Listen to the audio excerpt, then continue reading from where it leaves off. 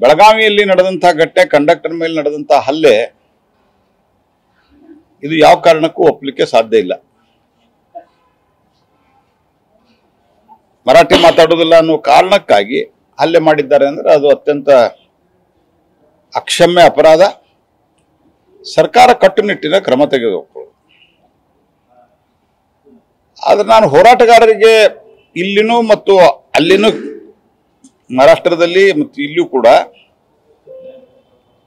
ಕರ್ನಾಟಕದ ಬಸ್ಸುಗಳನ್ನು ಅವ್ರು ತಡೆದು ನಿಲ್ಲಿಸೋದು, ಅವ್ರ ಬಸ್ಸುಗಳನ್ನ ನಾವಿಲ್ಲಿ ತಡೆದು ನಿಲ್ಲಿಸೋದು. ಎರಡು ಬಸ್ನಾಗ ಎರಡು ಜನ ಇರ್ತಾರೆ. ಮರಾಠಿ ಮಾತಾಡೋರು ಇರ್ತಾರೆ, ಕನ್ನಡ ಮಾತಾಡೋರು ಇರ್ತಾರೆ. ಮಹಾರಾಷ್ಟ್ರ ಬಸ್ನಾಗೂ ಇರ್ತಾರೆ, ಕರ್ನಾಟಕ ಬಸ್ನಾಗೂ ಇರ್ತಾರೆ. ಮಹಾರಾಷ್ಟ್ರ ಸರ್ಕಾರದ ಬಸ್ನಲ್ಲಿಯೂ ಕರ್ನಾಟಕ ಸರ್ಕಾರದ ಬಸ್ನಲ್ಲಿಯೂ ಇರ್ತಾರೆ. ಹಾಗಾಗಿ ಅವ್ರ ಮೇಲೆ ಅತ್ಯಂತ ಕಟ್ಟುನಿಟ್ಟಿನ ಕಾನೂನಿನ ಕ್ರಮವನ್ನ ಸರ್ಕಾರ ಕೈಗೊಳ್ಳಿ. ಅದ್ರ ಬಗ್ಗೆ ನಮ್ಮ ಸಂಪೂರ್ಣ, ನಮ್ಮ ಪಾರ್ಟಿದು ನಮ್ದು ವೈಯಕ್ತಿಕವಾಗಿ ಬೆಂಬಲನೂ ಇದೆ. ಆದರೆ ಈ ರೀತಿ ಬಸ್ಸುಗಳನ್ನ ನಿಲ್ಲಿಸಿ ಮಾಡೋದ್ರಿಂದ, ಅವ್ರು ಮಾಡೋದ್ರಿಂದ, ನಾವು ಮಾಡೋದ್ರಿಂದ, ಅವರು ಈ ರೀತಿಯಾಗಿ ಆಗೋದ್ರಿಂದ ಜನಸಾಮಾನ್ಯರಿಗೆ ತೊಂದರೆ ಆಗ್ತಾ ಇದೆ. ಬಸ್ನಲ್ಲಿದ್ದಂತಹ ಜನಸಾಮಾನ್ಯರು ಭಯಭೀತರಾಗ್ತಾ ಇದ್ದಾರೆ.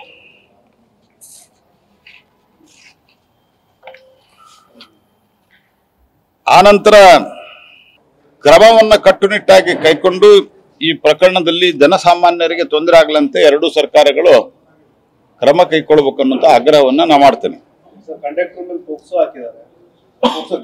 ತಪ್ಪದು, ವೆರಿಫಿಕೇಶನ್ ಮಾಡಲಾರ್ದೆ ಆ ರೀತಿ ಹಾಕಿರೋ ತಪ್ಪು. ಮತ್ತು ಬೆಳಗಾವಿ ಪೊಲೀಸ್ ಕಮಿಷನ್ ಹೇಳ್ತಾರೆ ನನಗೆ ಗೊತ್ತಿಲ್ಲ ಅಂತ ಹೇಳ್ತಾರೆ, ಮಂತ್ರಿ ನನಗೆ ಗೊತ್ತಿಲ್ಲ ಅಂತ ಹೇಳ್ತಾರೆ. ಮತ್ತೆ ಹೆಂಗ ಹಾಕಿದೆ? ಸ್ವಲ್ಪ ವಿಚಾರ ಮಾಡ್ಬೇಕಲ್ಲ.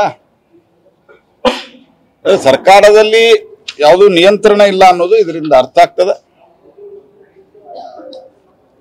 ಮತ್ತು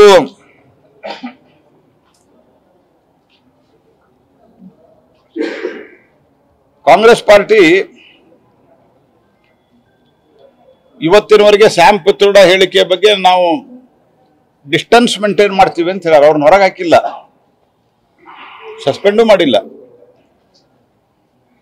ನಮ್ಮ ದೇಶದ ವಿರೋಧದ ಸ್ಟೇಟ್ಮೆಂಟ್ ಅನ್ನ ಬೇರೆ ದೇಶದ ಕೂತು ಈ ಸ್ಯಾಮ್ ಪಿತ್ರೋಡ ಅನ್ನೋ ವ್ಯಕ್ತಿ ಕೊಡ್ತಾರ. ಅವರು ರಾಹುಲ್ ಗಾಂಧಿಗೆ ಮೇನ್ ಅಡ್ವೈಸರ್. ಅಂದ್ರ ಇದ್ದೇ ರಾಹುಲ್ ಗಾಂಧಿ